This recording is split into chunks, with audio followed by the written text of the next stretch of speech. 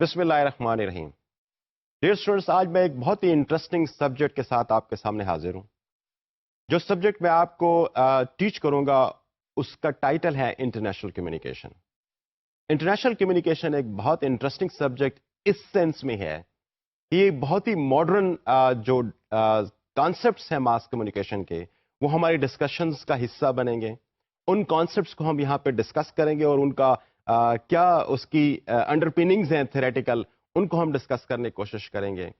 International level پہ کس طریقے سے میڈیا اپنا کیا رول پلے کر رہا ہے وہ ہم ڈسکس کرنے کی کوشش کریں گے۔ یہ میڈیا ہیجمنی کے کانسیپٹس کیا ہیں، میڈیا امپیریلزم کے کانسیپٹس کیا ہیں، میڈیا اور ڈیولپمنٹ کے درمیان میں ریلیشن شپ کیا ہے، اس طریقے سے political economy of mass communication and political economy of media کیا ہے یہ، اور اس کے علاوہ اور بڑے کنٹمپریری ایشوز جو کہ اس کے ایمبٹ میں آتے ہیں، in the ambit of international communication, وہ ہم ڈسکشنز میں اپنے لے کے آئیں گے اور اس پہ بہت خوبصورت ڈیبیٹ جنریٹ کرنے کی کوشش کریں گے۔ میں یہ سمجھتا ہوں کہ اگر آپ اس کورس میں ہمیں فالو کریں گے سیکوینس کے ساتھ تو مجھے امید ہے کہ بہت نئے کانسیپٹس آپ کے سامنے آئیں گے اور بڑی انٹرسٹنگ جو ڈیبیٹس ہیں وہ آپ کو ملیں گی اس پوری کورس کے ڈفرینٹ سیشنز کے اندر۔ ہمارا جو آج کا ٹاپک ہے جس سے میں بگننگ کرنا چاہوں گا انٹرنیشنل کمیونیکیشن کی، وہ یہ کہ انٹرنیشنل کمیونیکیشن کو میں ذرا ڈسکس کرنے کی کوشش کروں گا، ذرا ڈیفائن کرنے کی کوشش کروں گا کہ انٹرنیشنل کمیونیکیشن کیا ہے، اور پھر ہم تھوڑا سا انٹرنیشنل کمیونیکیشن کی جو ویریس فیزز آف ڈیولپمنٹ سے جہاں سے گزر کے آج ہمارے پاس جس فارم کے اندر پہنچا ہے میں ان کو بھی یہاں پہ ڈسکس کرنے کی کوشش کروں گا۔ تو انفیکٹ آج کا جو لیکچر ہے وہ اس چیز کو دیکھنے کی کوشش کرے گا کہ انٹرنیشنل کمیونیکیشن کو ہسٹوریکل پرسپیکٹو میں کیسے دیکھا جا سکتا ہے۔ تو ڈیئر اسٹوڈنٹس، ہم یہاں سے آج اپنی ڈیبیٹ کا آغاز کرتے ہیں۔ انٹرنیشنل کمیونیکیشن کو اگر آپ دو لفظوں کا یہ انفیکٹ مجموعہ ہے، international and communication,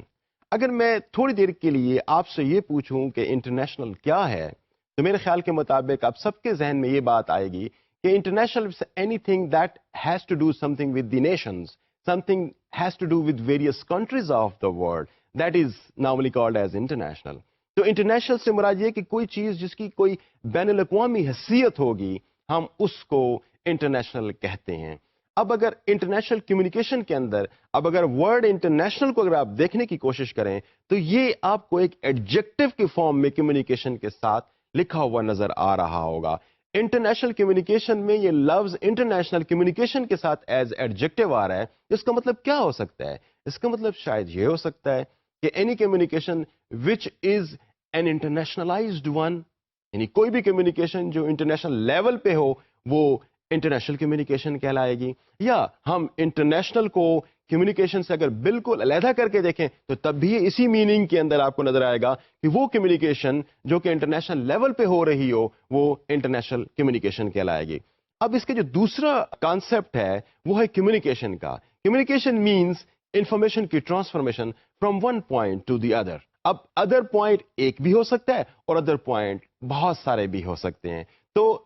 one to many کا کانسیپٹ بھی ہو سکتا ہے، اینڈ مے بی اس میں یہ فارم بھی ہو سکتی ہے کہ مینی ٹو مینی ہو سکتا ہے۔ تو کمیونیکیشن کی جو ڈیفینیشن ہے وہ اگر آپ تھوڑا سا دیکھنے کی کوشش کریں تو وہ in fact transmission of message from one point to another point ہو سکتا ہے۔ اب یہ جو دو پوائنٹس جن کی میں آپ کو بات کر رہا ہوں یہ سنگولر بھی ہو سکتے ہیں، یہ پلورل بھی ہو سکتے ہیں، بوتھ دا ویز، اور ایدر وے میں ہو سکتا ہے کہ ایک سنگولر ہو اور دوسرا پلورل فارم کے اندر ہمیں نظر آ رہا ہو۔ اب ہم اگر انٹرنیشنل کمیونیکیشن کو دیکھنے کی کوشش کریں، اس کو ڈیفائن کرنے کی کوشش کریں تو کس فارم میں ہمارے پاس پھر کوئی کانسیپٹ ابھر سکتا ہے؟ تو انٹرنیشنل کمیونیکیشن بیسیکلی ایک ایسی فیلڈ آف انکوائری ہو سکتی ہے جو کہ کمیونیکیشن جو مختلف سوسائٹیز کے اندر یا مختلف نیشنز کے اندر یا کمیونیکیشن جو کہ گلوبلی ایگزسٹ کر رہی ہو اس کو ہم انٹرنیشنل کمیونیکیشن کریں گے۔ یعنی جہاں پر کمیونیکیشن کسی ایک نیشن سے ہٹ کے بہت ساری نیشنز کے اندر ہو رہی ہو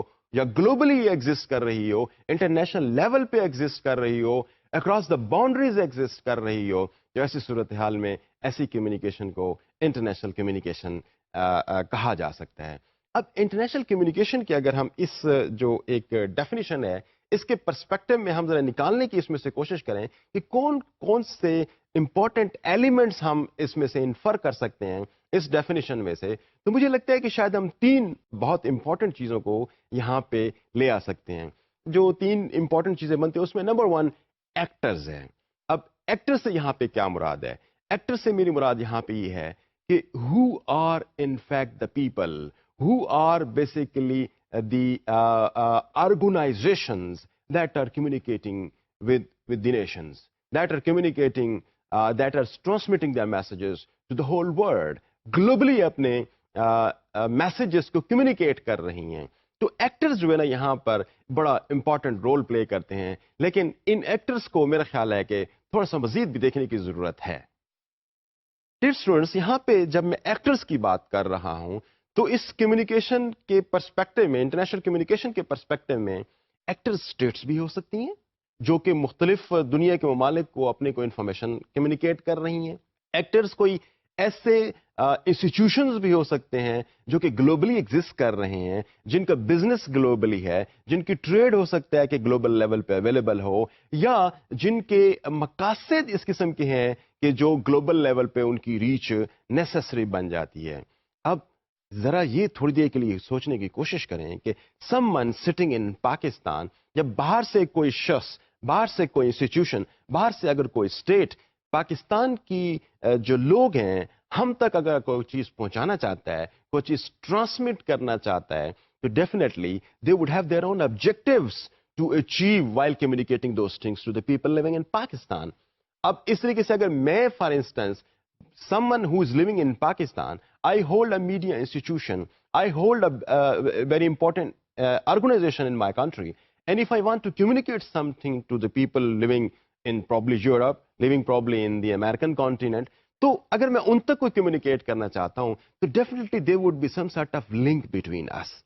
میرے کچھ آبجیکٹیوز ہوں گے جو میں اچیو کرنا چاہوں گا یورپ کے اندر، میرے کچھ آبجیکٹیوز ہوں گے جو میں اچیو کرنا چاہوں گا definitely in the United States probably اور ان دی امریکن کانٹیننٹ میں ان کو اچیو کرنا چاہوں گا۔ تو یہاں پر ایکٹرز کا جو رول ہے، ایکٹرز کی جو آبجیکٹیوز ہیں انٹرنیشنل کمیونیکیشن کے تھرو اچیو کرنے کے، وہ ہمارے لیے بہت امپورٹنٹ ہیں۔ ان کو سمجھنا ہمارے لیے بڑا امپورٹنٹ ہے، ان کو ایک طرح سے ان کی ان ڈیپتھ اس کا انالیسس کرنا ہمارے لیے بہت ضروری ہے، کیونکہ جب تک ہم اس چیز کو انڈرسٹینڈ نہیں کر پائیں گے تو ہم ایک پیسو آڈینس کے طور پر جو چیز بھی ہم تک کمیونیکیٹ کی جا رہی ہے، وہ کسی بھی آبجیکٹیوز کے تحت کمیونیکیٹ کی جا رہی ہے، تو ہم ان کو کنزیوم کرتے رہیں گے without knowing the impacts and effects of those kind of communication that are intended by the communicator اور بائی دی ایکٹرز۔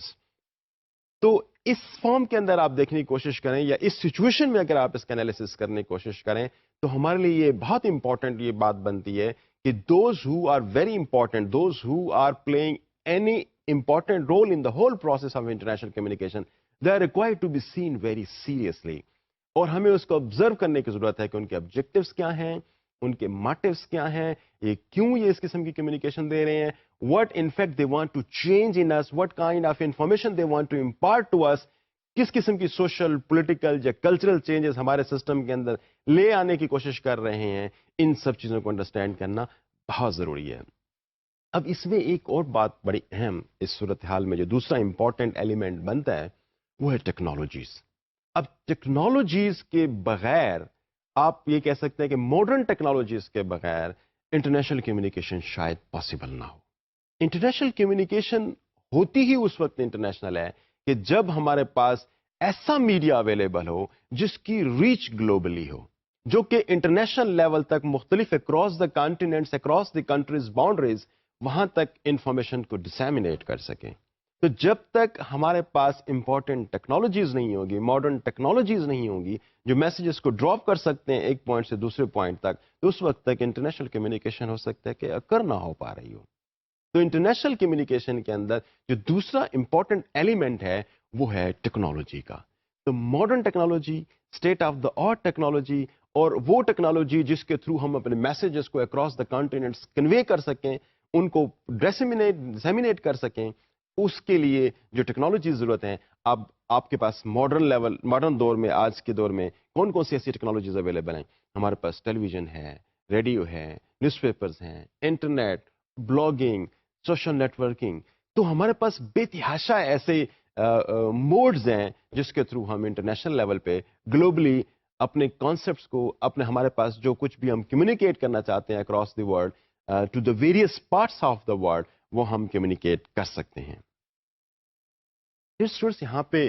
ہمارے لیے یہ بات پھر اگین لائک ایکٹرز یہاں پہ بھی ہمارے لیے بات بہت امپورٹنٹ ہے اس بات کو انڈرسٹینڈ کرنا کہ ٹیکنالوجیز جب امپورٹنٹ فیکٹر کے طور پر سامنے آ سکتی ہیں یا آ رہی ہیں انٹرنیشنل کمیونیکیشن کے پروسیس کے اندر, تو پھر اس کا مطلب یہ ہے کہ those who hold the reins of technology in their hands, they are the people those who can decide about the fate of some country. اب جس سوسائٹی کے اندر آپ انفارمیشن کنوے کر رہے ہیں, اس سوسائٹی کے دماغوں کو کیسے پریپیئر کرنا ہے, کس قسم کی انفارمیشن ان تک کمیونیکیٹ کرنی ہے. اب ٹیکنالوجی جس کے پاس ہوگی, of course they would be the people, those who would be controlling the societies. You control the technology, you control the societies. تو اس کا مطلب یہ ہوا کہ ٹیکنالوجی پہ کنٹرول ایک بہت امپورٹنٹ فیکٹر ہے انٹرنیشنل کمیونیکیشن کے اندر. تو جس کے پاس ٹیکنالوجی کا کنٹرول ہوگا, اس کے پاس انٹرنیشنل کمیونیکیشن کا کنٹرول ہوگا, اس کے پاس کنٹرول ہوگا کہ وہ کسی سوسائٹی کے اندر کس قسم کے خیالات کو ڈسیمینیٹ کرے. ہم جب آگے ڈسکشنز میں جائیں گے, یہاں پہ آپ کو یہ رول بڑا واضح ہوتا ہوا نظر آئے گا کہ کس طریقے سے پروپیگنڈا مہم دنیا کے اندر مختلف ممالک کے اندر چلائی گئی. جب کمیونسٹ بلاک تھا اور کیپٹلسٹ بلاک تھا, when they were fighting with each other, ایک کولڈ وار کی سی سچویشن تھی, تو کس طریقے سے اس ٹیکنالوجی کے تھرو وہ کولڈ وار فائٹ کی جا رہی تھی. ایک سائیکولوجیکل وارفیئر جب دنیا کے اندر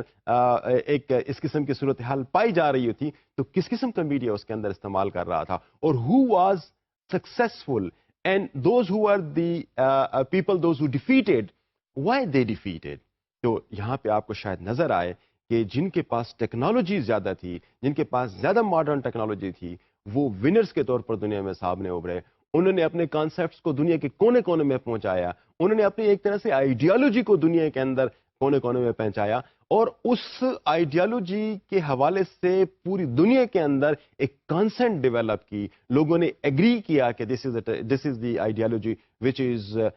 probably the ideology of the world. And this happened to be the case because of the modern technologies and because of the hold of those countries over the modern technologies. تو technology ایک بہت important element ہے جو کہ اس process کے اندر, international communication کے process کے اندر ہمیں نظر آتی ہے. یہاں پہ میں کرخت طور پر آپ کو یہ کہوں گا کہ انٹرنیشنل کمیونیکیشن میں جس کنٹری کے پاس ٹیکنالوجی کی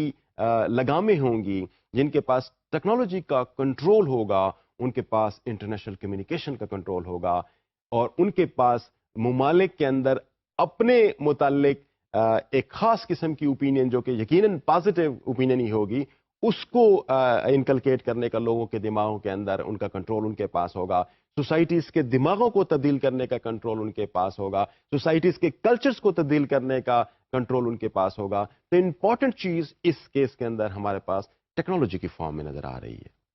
اسٹوڈنٹس ہم آگے چلتے ہیں, اور اس میں جو تھرڈ امپورٹنٹ فیکٹر ہمارے سامنے آتا ہے وہ ہے موڈ آف پروڈکشن. جو ہمارے پاس موڈ آف پروڈکشن سے یہاں پہ ہماری کیا مراد ہے, یہ بیسیکلی ایک اکنامک ایکٹیویٹی ہے, ایک آئیڈیالوجیکل ایکٹیویٹی ہے. انٹرنیشنل کمیونیکیشن کے through information about economics, information about various kind of traits. اب یہاں پہ آج کل کے دور میں یہ کہا جاتا ہے کہ انفارمیشن از این ایسٹ. اب ایک intangible form of asset which is very valuable. If you know about something, you are a rich person. And if you don't know about something, you are a poor person. اب یہاں پہ جو صورتحال جو third factor ہمیں نظر آتا ہے انٹرنیشنل کمیونیکیشن کے پرسپیکٹو میں, وہ یہ نظر آتا ہے کہ جو میسیجز پروڈیوس ہوتے ہیں, جو ایک طرح سے آرٹ اینڈ کرافٹ میں کا سلسلہ چل رہا ہوتا ہے میڈیا کے اندر, what for is all that? Why do they disseminate messages to the people? ہم آگے جب اس کو تھوڑا سا ہسٹوریکل بیک گراؤنڈ میں اس کو تھوڑا سا آگے ڈسکس کرنے کی کوشش کروں گا میں آج ہی کے لیکچر میں, تو وہاں پہ آپ کو نظر آئے گا کہ میس میڈیا اور جو انٹرنیشنل لیول پہ جو میڈیا کی ایسے اسپریڈ ہوئی ہے, اس کے پرائمرلی دو مقاصد تھے. Number one was the promotion of trade, promotion of the economic system, کہ دنیا کے اندر یا جو ممالک چاہتے ہیں کہ ہماری اکانومی بہتر ہو, because economy is one of the very important factor with the help of which you can control the world affairs. تو جن کے پاس ٹیکنالوجی کا کنٹرول ہے ان کے پاس یقیناً اکانومی کا کنٹرول بھی آتا ہے. تو وہ اب اس ٹیکنالوجی کو اور انٹرنیشنل کمیونیکیشن کو اپنے اکنامک ڈیولپمنٹ کے لیے, اپنی ٹریڈ کی ڈیولپمنٹ کے لیے استعمال کر رہے ہیں, اور اب بھی وہ بہت زیادہ افیکٹولی استعمال ہو رہا ہے. دوسرا اہم فیکٹر جس میں بتانے کی کوشش کر رہا تھا کہ دو اہم فیکٹر, ایک اکانومی تھی, دوسرا اہم فیکٹر بیسیکلی کنٹرول کا ہے, امپیریلسٹک کنٹرول کا ہے. You are sitting at one point and you are suppose to control the one part of the world. اب یہ جو کنٹرول ہے یہ امپیریلسٹک کنٹرول ہے. I mean you are going for a control by sitting at one place. آپ اپنی جگہ سے ہل بھی نہیں رہے, but you are controlling the affairs of one particular state, one particular society located far from your place, located far from your country and probably the continent. تو یہ جو دوسری بات ہے وہ اس حوالے سے کہ اب کس قسم کے میسیجز میں نے پروڈیوس کرنے ہیں, کس قسم کے میسیجز میں نے کنسٹرکٹ کرنے ہیں کسی ایک خاص سوسائٹی کے لیے. اگر میں اس کو اس طرح سے دیکھنے کی کوشش کروں کہ جب کولڈ وار کا کانسیپٹ, کولڈ وار دنیا کے اندر جب سوویت یونین اس وقت سوویت یونین کی فارم میں تھا اور کیپٹلسٹ بلاک میں United States leading role play کر رہا تھا, تو یہاں پر دو چیزیں دنیا کے اندر انٹرنیشنل کمیونیکیشن کے تھرو یا انٹرنیشنل میڈیا کے تھرو کمیونیکیٹ کرنے کی کوشش کی جا رہی تھی کہ the best economic system in the world is the capitalist system, and the best ideology and the best way of living is the way of living of the capitalist. اسی طریقے سے جو دوسری بلاک تھا, جو کمیونسٹ بلاک تھا, جو socialist approach لے کے آگے آ رہے تھے, وہ یہ لوگوں تک پہنچانے کی کوشش کر رہے گے کہ the best thing is to have communism in your life. Communism ایک بہترین اکنامک سسٹم ہے اور ایک بہترین وے آف لائف بھی ہے. اب یہ جو ان کے موڈ آف پروڈکشن تھے میسیجز کے حوالے سے, وہ اس فارم میں آ رہے تھے جس میں ان کی اکانومی بھی آف کورس, یعنی کیپٹلسٹ اکانومی ایک کانسیپٹ ہے, کمیونسٹ اکانومی دوسرا کانسیپٹ ہے, یہ بھی سرو ہو رہے تھے, پلس جو دوسری چیز اس کے اندر سرو ہو رہی تھی وہ آئیڈیالوجی کی ہو رہی تھی. تو this was in fact war on two fronts mainly. One was the war in terms of economy, اور دوسری جو وار تھی وہ بیسیکلی آئیڈیالوجی کی تھی کہ ایکسیپٹنس آف آئیڈیالوجی زیادہ سے زیادہ دنیا کے ممالک کے اندر ہو کسی خاص آئیڈیالوجی کو, اور اس کے حوالے سے میسیجز انٹرنیشنل کمیونیکیشن کے تھرو ٹرانسمٹ ہو رہے تھے, انٹرنیشنل میڈیا کے تھرو ٹرانسمٹ ہو رہے تھے. اور ان کے جو دو مین جسے آپ کہہ سکتے ہیں کہ سینٹرز تھے, وہ ایک کیپٹلسٹ جس کو United States of America head کر رہا تھا, اور دوسرا جو ہے وہ کمیونزم جس کو اس وقت کا سوویت اسٹیٹس آف رشیا جو ہے وہ اس کو اسپیئر ہیڈ کر رہا تھا. تو یہ دو کانسیپٹس ایک طرح سے آپس میں, ایک دو آئیڈیالوجیز آپس میں کانفلکٹ میں تھی, that created different kind of situation for the whole world. اور ایک طرح سے ایک وار سے شروع تھی جو کہ آئیڈیاز کی وار تھی, اور انٹرنیشنل کمیونیکیشن کے تھرو یہ آئیڈیاز پوری دنیا پہ ڈسیمینیٹ کیے جا رہے تھے, اور لوگوں کے دماغوں کو اور ان کے خیالات کو اس طرح سے ون کیا جا رہا تھا.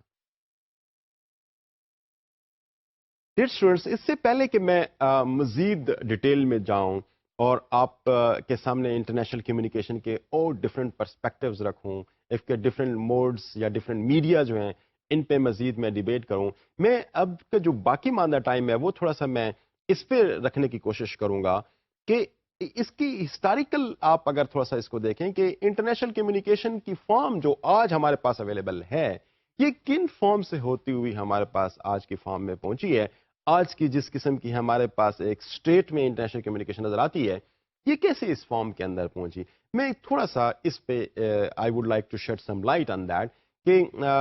انٹرنیشنل کمیونیکیشن کہاں سے ایوالو ہوئی ہے, کن مختلف سٹیجز سے گزرنے کے بعد آج جس فارم میں اویلیبل ہے اس فارم میں ہمارے سامنے آئی ہے. انفیکٹ یہ جو آپ کو ایک ہسٹوریکل میں بیک گراؤنڈ دینے کی کوشش کروں گا, دس از نتھنگ نیو پرابلی. آپ اس کو اس طرح سے لے سکتے ہیں کہ this is the evolution of communication. In fact جو کمیونیکیشن ایک انٹرپرسنل لیول پہ تھی, ایک بڑے لوور لیول پہ تھی, اور پھر اس کے بعد یہ مختلف سٹیجز سے گزرتی ہوئی ماس لیول پہ پہنچی, اور اب اس کے بعد ہم اس کو اس سے بھی بڑا لیول یعنی ہم اس کو انٹرنیشنل کمیونیکیشن کی فارم میں ہم لینے کی کوشش کر رہے ہیں. میں اس طرح سے اس کا ایک تھوڑا سا آپ کو ایک مختلف فیزز سے گزرتے ہوئے آپ کو لے کے آؤں گا. اگر آپ اس کو اس طرح سے لے کے ہم اگر یہ دیکھیں کہ کتنے ہزار سال پہلے کمیونیکیشن ایک طرح سے شروع ہوئی تھی جس کو ہم فارمل کمیونیکیشن کہتے ہیں, وہ کمیونیکیشن نہیں جو دو انڈیویجولس کے درمیان میں انٹرپرسنل ہو رہی ہے, وہ تو of course from the beginning of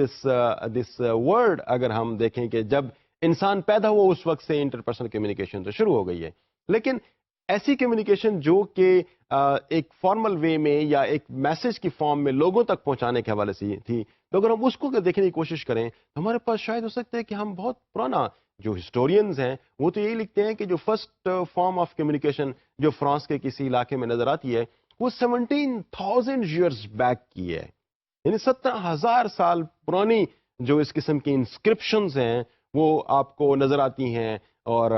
جو لوکیٹ ہوئی ہیں وہ فرانس کے کسی ریجن میں لوکیٹ ہوئی ہیں کہ مختلف پتھروں پہ جو مختلف کارونگ ہوئی تھی, and these are basically the symbols, these were not as such the forms of different forms of languages, یا کوئی ورڈز کسی لینگویج کے نہیں تھے بلکہ انسکرپشنز کی فارم کی تھی, اس فارم میں تھی جس میں وہ شاید کوئی تصویریں جو کہ ایک میسج کنوے کر رہی ہوں کسی ایک کے متعلق. اب وہ میسج ڈیفینیٹلی اس قسم کا میسج ضروری نہیں ہے کہ ہو جو کہ ایک شارٹ ٹائم کے لیے ہو. مثال کے طور پر آج کے میڈیا میں ہم اگر دیکھتے ہیں تو میسیجز کی ایک لائف ہوتی ہے, ایک میسج آج کے دن کے لیے ہو سکتا ہے ہمارے لیے کچھ امپورٹنس رکھتا ہو, but tomorrow that would not be an important information for us, because کہ every information is almost perishable. لیکن اس وقت جو اس قسم کی فارمز آ رہی تھیں یا نظر آئیں وہ تھوڑی سی لمبے عرصے تک چلنے والی انفارمیشن تھی, that's because they were carved on stones, وہ اسٹونز کے اوپر مختلف اس کے نقش و نگار کی فارم میں دی گئی تھی. مثال کے طور پر اس قسم کی صورتحال ہو سکتی ہے کہ کسی ایک علاقے میں کوئی شخص وزٹ کر کے جب آتا ہے تو اس علاقے کے لوگوں کا جو کلچر ہے اس کو وہ اپنے لوگوں کو بتانا چاہتا ہے, تو he is now trying to make some pictures on the stones جو کہ وہ وہاں پہ دیکھ کے آیا ہے. اب of course this is a sort of knowledge for a longer period of time. I mean, people will be definitely getting exposed to these kind of carvings, جو inscriptions ہیں ان کو لمبے عرصے تک وہ دیکھتے رہیں گے, and they will be keep on getting information about them. اچھا, دوسرا یہ ہو سکتا ہے کہ کسی بادشاہ جو اس کا کنگ ہے کسی ایک علاقے کا, اس کے حوالے سے کوئی تصویر اس کی بنا دی گئی ہو, اور that is giving information to the people, those who are coming into that society, کہ یہ he is king of this area. He is the one who holds power in this area. He is the one who is at the helm of all affairs of the society. تو اس قسم کی information usually جو carving کی form میں available ہیں اور جس کو ہم کہتے ہیں کہ وہ بہت ہزاروں سال پرانی وہ کارونگ ہمیں ملتی ہیں. لیکن آف کورس اس کے اگر آپ اس کو انٹرنیٹ پہ ڈھونڈنا بھی چاہیں تو آپ کو بہت ساری اس قسم کی کارونگز آپ کو نظر آئیں گی, بہت ساری ایسی انسکرپشنز آپ کو نظر آئیں گی جو کہ ہزاروں سال پرانی ہیں. ان کو آپ دیکھ سکتے ہیں, ان کو کیا میسج وہ کنوے کر رہی ہیں ان کا بھی آپ ایک انالیسس کر سکتے ہیں. تو یہ سلسلہ جو شروع ہوا وہ یقیناً آف کورس ہزاروں سال پرانا ہے. ہم تھوڑا سا بھی آگے آتے ہیں اور 1450 میں اگر ہم جائیں آگے کی طرف تو وہاں پہ ہمیں نظر آتا ہے کہ شاید جرمنی کے ایک علاقے میں جو کہ جوہانس گوٹنبرگ ہے, وہ ایک ایسا میتھڈ انہوں نے پرنٹنگ کا ڈیولپ کیا جو کہ ایک موویبل ٹائپ کی جو فارمز تھے ایک تصاویر کی صورت میں یا لینگویج کے جو انہوں نے ورڈز بنائے وہ ایک فارم کے اندر انہوں نے پلیس کیے جس سے کوئی میننگز ابھر سکتی تھیں. فار انسٹنس اگر میں آپ کو تھوڑا سا یہ بتاؤں کہ پاکستان از مائی کنٹری, تو اب یہاں پہ ہو سکتا ہے کہ اس کے اندر جو ورڈز آ رہے ہیں پاکستان از مائی کنٹری, تو اس کے اندر 3 ورڈز آ رہے ہیں. تو پاکستان کو کسی طریقے سے کنسٹرکٹ کیا گیا ہے with help of some movable types, یعنی اس کے اندر پی کو شاید علیحدہ رکھا گیا, اے کو, یا ہو سکتا ہے کہ پی اینڈ کے کو. تو یہ بیسیکلی مختلف فارمز کے اندر چونکہ ایوالو ہوتی ہوئی آج تک ہمارے پاس آئی ہیں, تو یہ موویبل ٹائپ تھی. یعنی فار ایگزامپل اے ایک بنا ہوا ہے تو جہاں کہیں بھی اے ایز اے واول کے طور پر استعمال ہو رہا ہے کسی بھی ورڈ کے اندر, تو you have many as available in form of, جسے آپ کہہ سکتے ہیں کہ ایک موویبل ٹائپ کے اندر میں موجود ہے, آپ نے اس اے کو وہاں سے نکال کے کسی ایک جگہ پہ آپ نے پلیس کر دیا. تو this way you would be able to form the words. تو آپ ورڈز فارم کر سکتے ہیں, ورڈز اور پھر اس کے فریزز فارم کر سکتے ہیں. تو یہ اگر اس کا ہم اس کا آغاز دیکھیں تو سم ٹائم 1450 میں ہمیں نظر آتا ہے کہ جرمنی میں جوہانس گٹنبرگ میں جرمنی میں اس چیز کا آغاز ہوا، یہ میں سمجھتا ہوں کہ ماڈرن دور کی جو ہمارے پاس انفارمیشن کی کمیونیکیشن کا ذریعہ ہے، اس میں یہ ایک بڑی مائل سٹون کی حیثیت رکھتا ہے. یہاں سے ہمیں نظر آتا ہے کہ ماڈرن ٹیکنالوجی یا modern way of communication start ہو رہی ہے. میں یہاں پہ تھوڑا سا آپ کو اور بھی یہاں پر کچھ ڈیٹیلز دینا چاہوں گا، کوئی ہسٹوریکل ڈیٹیلز اس حوالے سے کہ کیسے کمیونیکیشن کی جو ویریس فارمز ہیں یا جو جن کے تھرو کمیونیکیشن ہوئی. جیسے میں ابھی تھوڑی دیر پہلے موویبل ٹائپ کی بات کر رہا تھا، میں اس پہ اگر آپ کو تھوڑا سا مزید بتانا چاہوں تو چائنا اینڈ کوریا یہاں پہ یہی لیڈ لیتے ہوئے شاید نظر آ رہے ہیں. فار انسٹنس کہ میں اگر اس کے حوالے سے آپ کو بتاؤں کہ جو first non movable type system جو ہے وہ نظر آتا ہے ہمیں، وہ ہمیں چائنا میں انوینٹ ہوا نظر آتا ہے، جس کو بی شنگ نے سیرامکس کے تھرو اس کو ڈیولپ کیا تھا. اور یہ 1041 اور 1048 اے ڈی کا ٹائم ہے، یعنی جو after the death of Christianity ہے، یہ اس کا ٹائم ہے جس میں ہمیں یہ نظر آتا ہے. اور چائنا میں یہ ہمیں نظر آ رہا ہے کہ یہ سسٹم جو ہے نا وہ ڈیولپ ہو رہا ہے. موویبل ٹائپ جو ہے وہ فرسٹ ٹائم کوریا میں کس وقت استعمال ہوا؟ یہ وہ ٹائم تھا جس میں گوریو جو کہ ایک ڈائنیسٹی تھی 1230 تک، یہ اس میں ہمیں یہاں پہ بہت زیادہ نظر آ رہا ہے کہ موویبل ٹائپ کوریا کے اندر بھی استعمال ہوا ہے. 1230 کی میں بات کر رہا ہوں. آگے ہم مزید اگر آپ جائیں تو 1377 میں 1377 میں جو کہ نظر آتا ہے کہ ورلڈز اولڈسٹ اگر ہم اس کو موویبل میٹل پرنٹ بک کہہ سکتے ہیں، وہ ہمیں نظر آتی ہے اور اس کا نام تھا Jikji. Jikji was in fact the name of the book that was printed with the help of movable type. جو فاؤنڈریز کے اندر یہ چیزیں بنتی ہیں اور اس کے بعد ان کے وجہ سے لفظ بنتے ہیں اور لفظ سے سینٹینس بنتے ہیں، اور پھر ایک بک جو جک جی جو فرسٹ بک ایک طرح سے پبلش ہوئی تھی کسی ٹائم میں، اس کا جو ہے نا وہ 1377 کا ہمارے پاس ٹائم جہاں بنتا ہے، 1377 کا ہمارے پاس ٹائم وہ نظر آ رہا ہے. یہ جو سارے موویبل ٹائپ تھے یا اس قسم کے باقی ایکٹیویٹیز تھیں، وہ آج تک کی فارم کے اندر انٹل میں اگر اس کو اس طرح سے کہوں کہ انٹل 20th سینچری ہمیں اس کی جو ہے وہ اپلیکیشن کسی نہ کسی صورت میں اندر نظر آتی ہے. اگر آپ تھوڑا سا پیچھے جائیں تو آپ کو نظر آئے گا کہ کچھ عرصہ پہلے جو پرنٹنگ پریسز تھیں ان کے اندر جب کمپیوٹر ہماری سوسائٹی کے اندر نہیں آیا تھا تو کمپیوٹر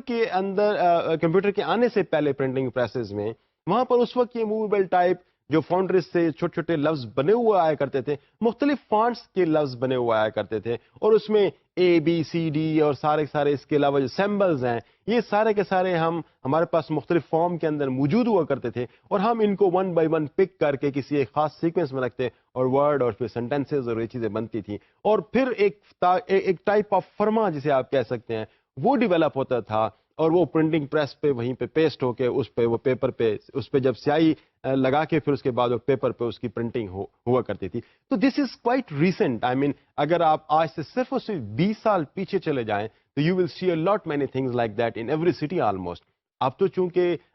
کمپیوٹرائز سسٹم ہو گیا ہے تو آپ کمپیوٹر پہ ٹائپ کرتے ہیں اور اس کی ایک شیٹ بنا کے ایک طرح سے اس کا آپ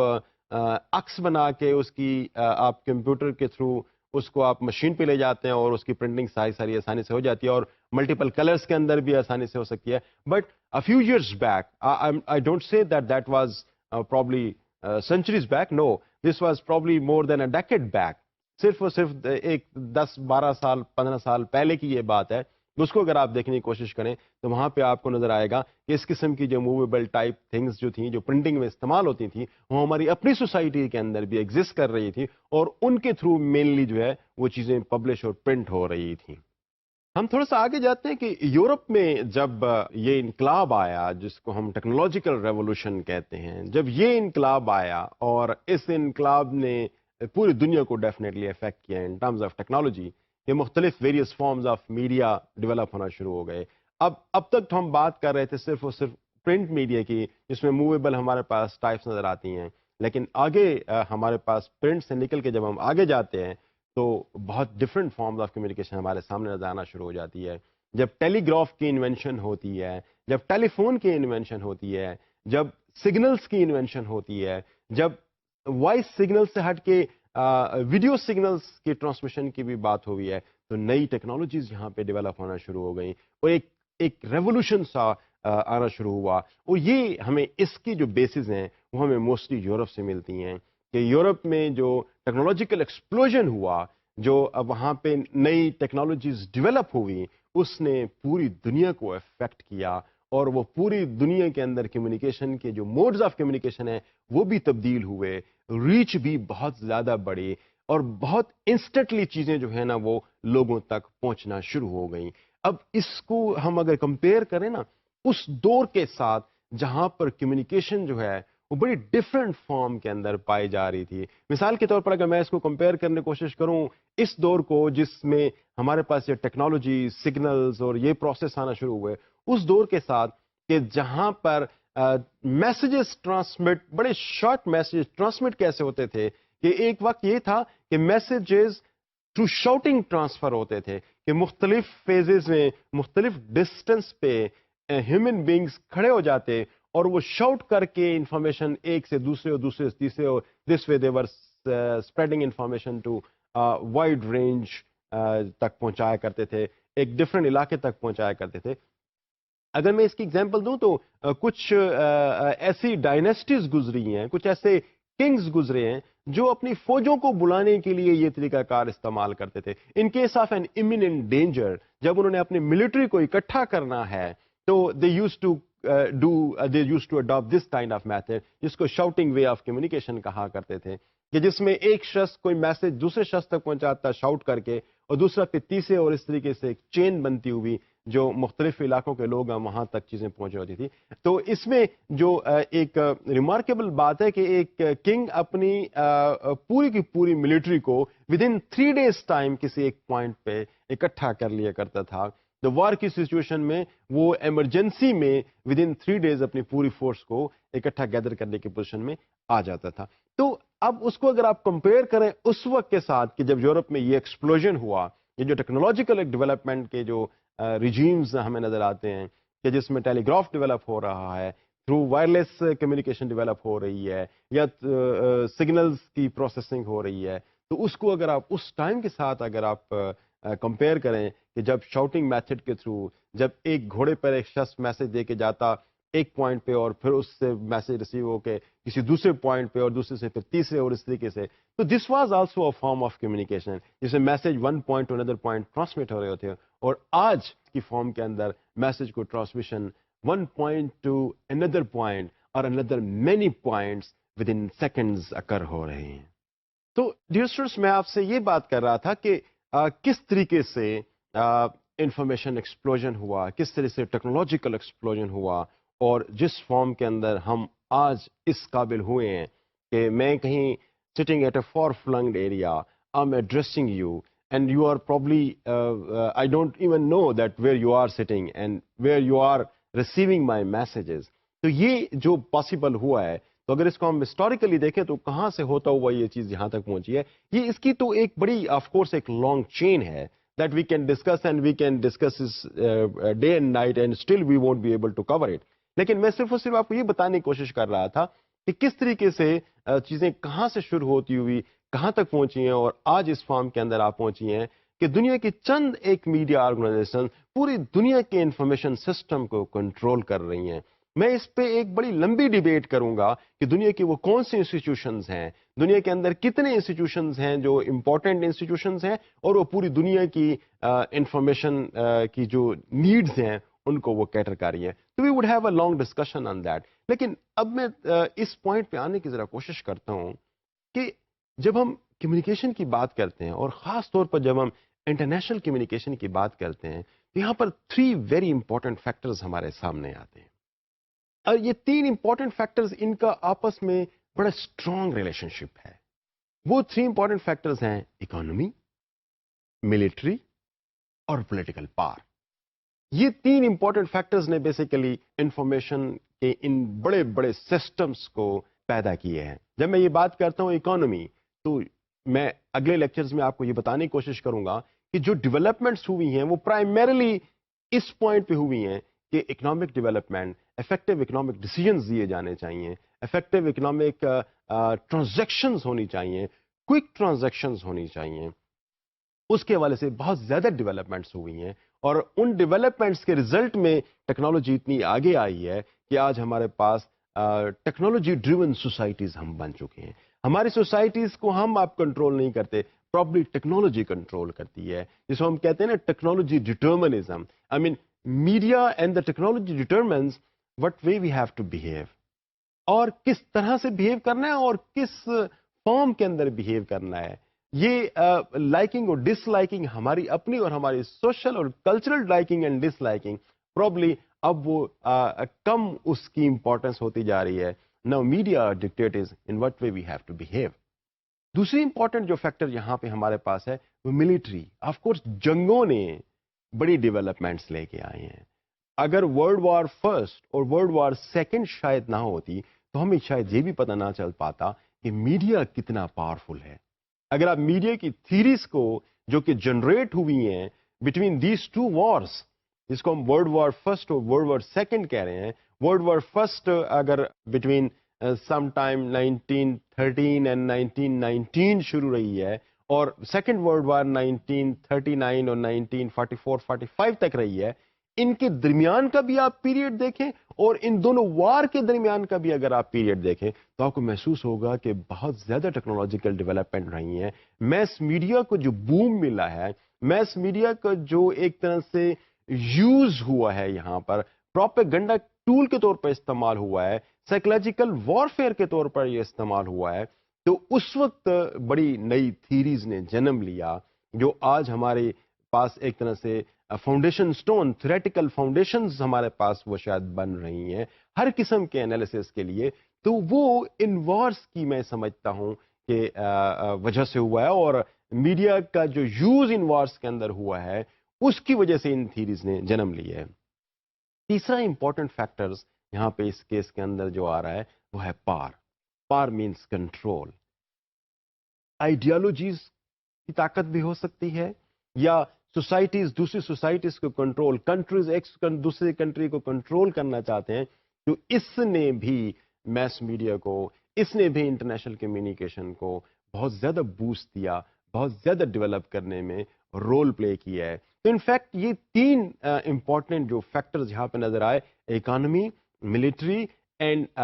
کوش فار پاور, آئی مین کہ کسی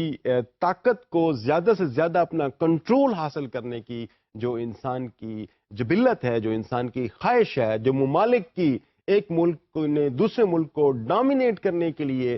جو اسٹریٹجیز پلان کی ہیں, ان پہ کنٹرول حاصل کرنے کے لیے وہ انٹرنیشنل کمیونیکیشن کی ڈیولپمنٹ کو اس نے کاز کیا ہے. تو انفیکٹ یہ دونوں چیزیں بہت امپورٹنٹ رہی ہیں, یہ تینوں چیزیں بہت امپورٹنٹ رہی ہیں. میں اب تھوڑا سا اس پہ یہ دیکھنے کی کوشش کرتا ہوں کہ یہ کمیونیکیشن اور امپائرز, یعنی کمیونیکیشن اینڈ اسٹیٹس, کیونکہ ہم جب انٹرنیشنل کمیونیکیشن کو ہم بات کرتے ہیں تو ہم کہتے ہیں کہ کمیونیکیشن جو کہ across the states, across the societies جا رہی ہو, تو ایسی صورتحال میں وہ انٹرنیشنل کمیونیکیشن بن رہی ہوتی ہے. تو یہ کمیونیکیشن کتنی امپورٹنٹ مختلف امپائرز کے لیے رہی ہیں, یا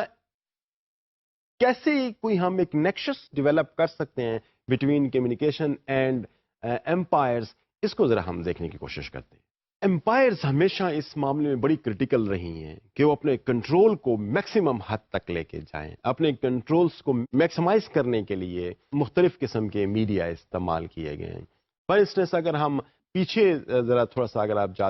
جائیں تو آپ کو نظر آئے گا کہ ہو سکتا ہے کہ مسلم امپائرز نے بھی مختلف قسم کی کمیونیکیشن ٹولز استعمال کیے جس میں ان کا ایفیکٹو کمیونیکیشن ہو سکا ہے. مختلف ممالک جہاں جہاں ان کا کنٹرول ہے, جہاں جہاں پہ ان کی اسٹیٹ کی سرحدیں ہیں, ان تک کمیونیکیشن بہتر طریقے سے ہو سکے, اسٹیٹ کے جو ڈیسیجنز ہیں ان تک پہنچ سکیں, جو سینٹر آف دی اسٹیٹ ہے وہ کس طریقے سے ان علاقوں کو کنٹرول کر رہے ہیں, اس کے لیے کمیونیکیشن نے یقیناً ایک امپورٹنٹ رول پلے کیا ہے. اب اگر اس کو, چونکہ وہ تو ایک اولڈ ریجیم کی ہم بات کر رہے ہیں, مختلف میتھڈز وہ استعمال کرتے رہے ہیں, لیکن اگر ہم تھوڑا سا اس کو برٹش امپائر کی طرف ہم آئیں, جب برٹش امپائر جس کا اگر ایک طرف ہم کنٹرول دیکھتے ہیں تو مینی پارٹس آف یورپ ہمیں نظر آتا ہے, دوسری طرف اس کا کنٹرول آپ کو ایشیا کے بہت سارے ممالک میں جاتا ہوا نظر آتا ہے, تیسری طرف آپ کو اگر آپ دیکھیں تو امریکہ کے جو کانٹیننٹ ہیں وہاں پہ آپ کو اس امپائر کنٹرول نظر آتا ہے. ایون سو مچ سو کہ you will see the control of the British empire in the Australian continent as well. اگر ہم آج بھی یورپ سے آسٹریلیا کی طرف ٹریول کریں تو دیٹ ٹیکس جسے آپ کہہ سکتے ہیں کہ 15-20 گھنٹے کی آپ کی فلائٹ آج کے دور میں جو بڑی فاسٹسٹ کمیونیکیشن ویز ہیں اس میں لگتے ہیں. تو آپ آج سے اگر 150-200 سال اگر آپ پیچھے چلے جائیں تو جب برٹش امپائر کا کنٹرول ان علاقوں میں تھا تو کتنا ان کے لیے ڈسٹینس بڑا ہو سکتا تھا, کیسے وہ effectively affairs of the states کو وہ ہینڈل کر رہے تھے, اپنے میسیجز پہنچا رہے تھے, وہاں کی صورتحال سے اپڈیٹ ہو رہے تھے اور ان انفارمیشن پہ بیس کرتے ہوئے اپنے ڈیسیجنز کو کمیونیکیٹ کر رہے تھے. تو ان تمام صورتحال کو آپ دیکھیں تو نظر یہ آتا ہے کہ یہ تو پاسبل ہی نہیں تھا کہ اگر کوئی کمیونیکیشن کا سسٹم افیکٹو سسٹم نہ ہو تو کوئی اسٹیٹ کسی بھی صورت میں اپنا وجود برقرار رکھ سکے. برٹش امپائرس کا جو ان کا جو سسٹم تھا, جب تک ٹیلی گراف ڈیولپ نہیں ہوا یا ٹیلی گراف نہیں آیا اس وقت سے پہلے تک ان کا بڑا ویک کنٹرول تھا ان دو اسٹیٹس جن پہ یہ کنٹرول حاصل کر رہے تھے یا جن پہ ان کے حکومتیں چل رہی تھیں. لیکن جب ٹیلی گراف کی ڈیولپمنٹ ہوئی تو اس کے بعد سے ان اسٹیٹس کے اندر جہاں پہ ان کا کنٹرول تھا, یقیناً ایک وقت تھا کہ جب یہ کہا جاتا تھا کہ برٹش امپائر کا سورج کبھی غروب ہی نہیں ہوتا. اس کی وجہ یہ تھی کہ امپائر اتنی بڑی تھی کہ ایک جگہ پہ سورج طلوع ہو رہا ہے تو دوسری جگہ پہ شاید ہو سکتا ہے کہیں پہ غروب ہو رہا ہو. تو ود ان ون اسٹیٹ یعنی کنٹرول آف ون اسٹیٹ شاید ہمیں کوئی ایک ایسی جگہ نظر نہ آتی کہ جہاں پہ سورج ایک وقت میں نہ ہو. تو یہ ایک آپ یہاں سے آپ اندازہ لگا سکتے ہیں کہ امپائرس کی جو باؤنڈریز تھی وہ کتنی بڑی تھیں, لیکن ان بڑی باؤنڈریز کے باوجود بھی وہ افیکٹو کنٹرول اس لیے وہاں پہ ہو سکا کہ ان کا اس وقت بھی کوئی نہ کوئی کمیونیکیشن کا میکنزم تھا اور افیکٹو کمیونیکیشن کا میکنزم تھا, کیونکہ پولیٹیکل ڈیسیجنز کی جو امپلیمنٹیشن ہے وہ بڑی ضروری ہوتی ہے اسٹیٹ افیئرس کو چلانے کے لیے. تو یہ جب تک نہ ہو اس وقت تک نہیں ہو سکتے. تو امپائرس اور کمیونیکیشن اسٹیٹس اور کمیونیکیشن کے درمیان میں یقیناً ایک بہت امپورٹنٹ نیکسس اویلیبل ہے. اگر کمیونیکیشن کے اپروپریٹ مینز اویلیبل نہ ہوں, ماڈرن ٹولز اویلیبل نہ ہوں, افیکٹو اور ایفیشینٹ کمیونیکیشن میکنزمز اویلیبل نہ ہوں, تو ان بڑی امپائرس کا کنٹرول میں مختلف اسٹیٹس کو رکھنا یقیناً نیئر ٹو امپاسبل جا بنتا ہے. اچھا, یہاں پہ ہمارے لیے ایک اور چیز بھی امپورٹنٹ ہے سمجھنا, کیونکہ جب اتنی بڑی بڑی امپائرز دنیا کے اندر ایگزسٹ کر رہی تھیں تو ان کے لیے لینگویج ایک آف کورس بہت بڑا ایشو تھا. اس کی وجہ یہ ہے کہ مختلف ممالک کے اندر مختلف لینگویجز بولی جا رہی ہیں, تو ان لینگویجز کے اندر ایک یونیفارمٹی ہونا یا اس کی ایک لینگویج کی دوسری لینگویج کے لیے انڈرسٹینڈنگ ہونا, of course that was a big issue for the British umpire. یا ایک فار دیٹ میٹر اگر آپ لیں تو چائنیز ڈائناسٹی کو اگر آپ لے لیں یا گریک ڈائناسٹی کو اگر آپ لے لیں, اگر آپ اس سے مزید اگر پیچھے جاتے ہیں تو سب کے لیے ایک بہت بڑا آف کورس ایشو تھا. ایک طرف جو ہے نا وہ ان کی پرشین اسٹیٹ کی طرف یا گلف اسٹیٹس کی طرف ان کی ریچ تھی, تو دوسری طرف سے آسٹریلین کانٹیننٹ تک ان کی ریچ تھی. تو اس کے اندر ایک پوری دنیا بسی ہوئی ہے اور ان میں یقیناً فرینچ بھی بولی جا رہی ہے, انگلش بھی بولی جا رہی ہے, پرتگیزی بھی بولی جا رہی ہے, عربک بھی بولی جا رہی ہے, پرشین جو اس وقت کی لینگویجز میں سے تھی. تو یہ ساری لینگویجز جو ہے نا ایک وقت میں بولی جا رہی ہیں اور مختلف ممالک کے اندر مختلف لینگویجز. تو ایسی صورتحال میں this was a big challenge for the empires to take control of those states with the help of effective communication, number one. And second thing was developing an understanding about the language of the empires. اب for instance کہ اگر Britishers جس جگہ پہ گئے وہاں پر انہوں نے انگلش کو as a official language use کیا so that they should be effectively communicating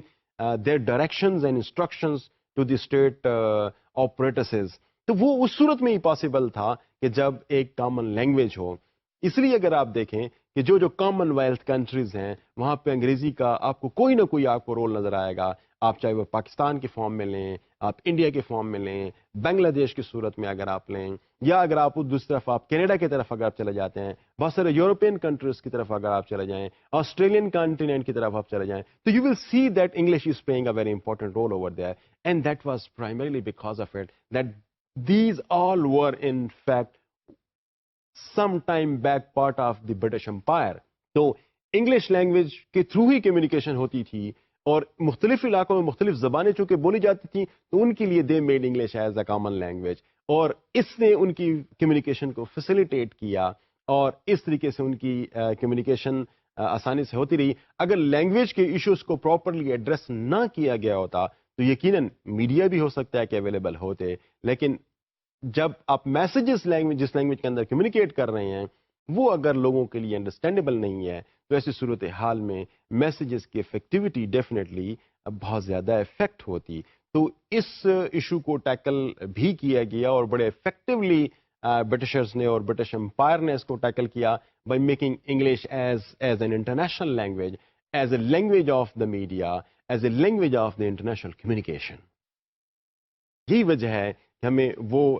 جو ایک طرح سے ڈائنیسٹی آف انگلش لینگویج ہمیں آج بھی نظر آ رہی ہے۔ آپ کسی بھی انٹرنیشنل میڈیا کو اٹھا کے دیکھ لیں یا کسی بھی میڈیا کے میسیجز کو اگر آپ دیکھیں تو آپ کو نظر آئے گا کہ پرائمری لینگویج جو ان میسیجز کی ہے وہ آپ کو شاید انگلش ہی نظر آ رہی ہے۔ اس کے بعد آف کورس پھر for the understanding and better understanding of those messages for the people that is now transmitted into their native languages, لیکن وہ جہاں سے جنریٹ ہو رہی ہے جس لینگویج میں تو نظر آئے گا کہ وہاں پہ English is playing a central role, اور اس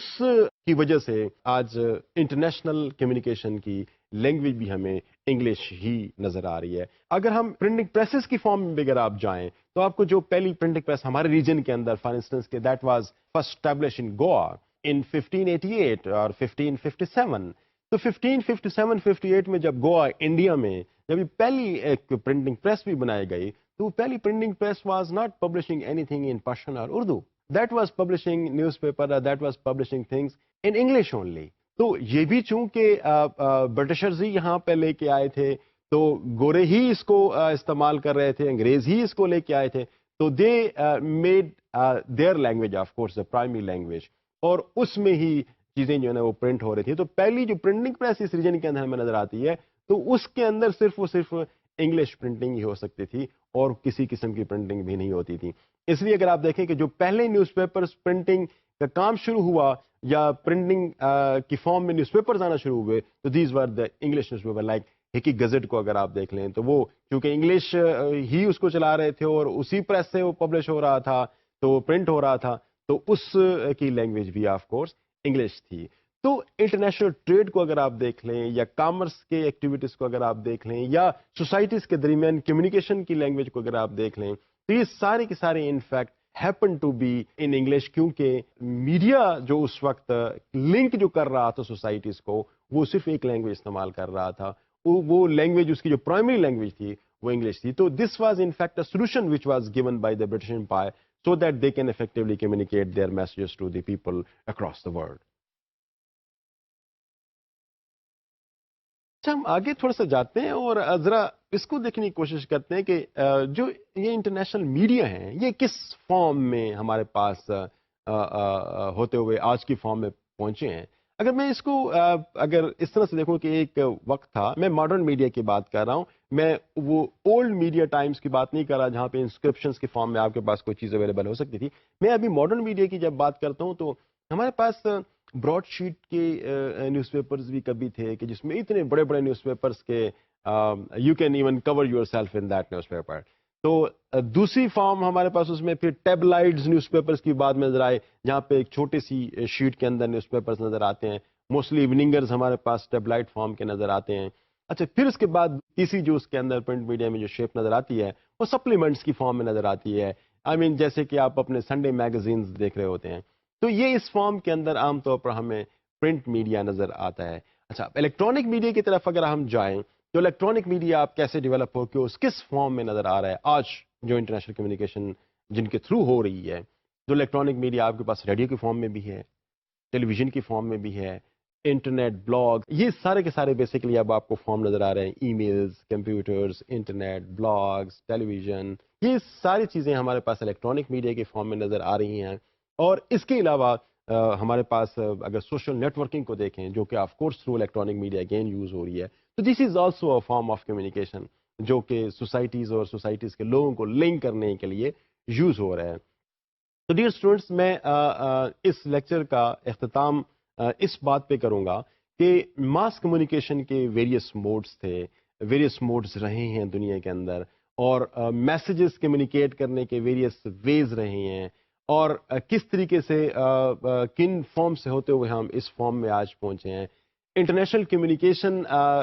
میں امپورٹنٹ ایلیمنٹس کون سے رہے ہیں، چاہے وہ ایکٹرز کی فارم میں یا موڈز آف پروڈکشن اور ٹیکنالوجی کی فارم میں، یا انٹرنیشنل کمیونیکیشن کو ڈیولپ کرنے کے جو امپورٹنٹ 3 انگریڈینٹس جن کی میں نے آپ سے بات کی ہے وہ کون سے رہے ہیں، جس میں آپ کے پاس یقیناً پالیٹکس بھی ہے، ملٹری بھی ہے، اور یقیناً پاور کنٹرول اور کنٹرول اوور دا سوسائٹیز، یہ انٹرنیشنل کمیونیکیشن کی ڈیولپمنٹ کے لیے امپورٹنٹ ایلیمنٹس کے طور پر سامنے نظر آئے ہیں۔ تو آج کی اس لیکچر میں ہم نے ذرا ایک بڑے